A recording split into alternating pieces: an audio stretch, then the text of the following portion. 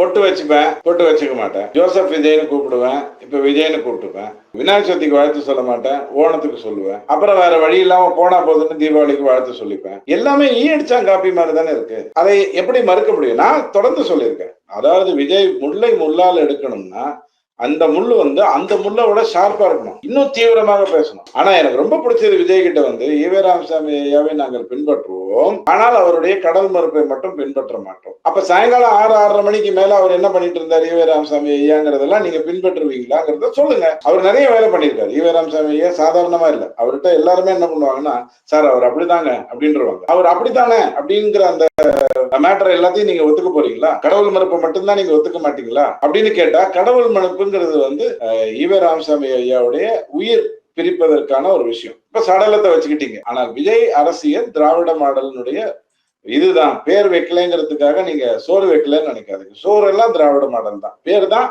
மாத்திக்கிட்டாரு. ஏன்னா அவருக்கு தெரியும் இந்த திராவிட கழகம்ங்கிறது வந்து தவறு.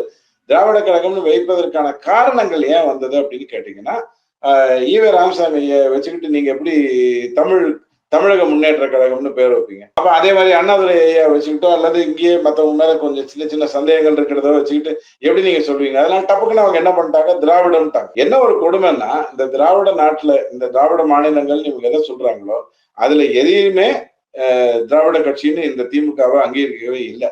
சோ பேர் வச்சுக்கிட்டாங்க, அதனால நல்லது. சோ விஜய் சொல்ற மாதிரி பேர் மட்டும்தான் ஆரோக்கியம், மத்ததெல்லாம் ஹாஸ்பிட்டல் அப்படிங்கிற மாதிரியான ஒரு விஷயம் தான் திமுக பண்ணது. அதை அவர் கரெக்ட் பண்ணிக்கிட்டாரு.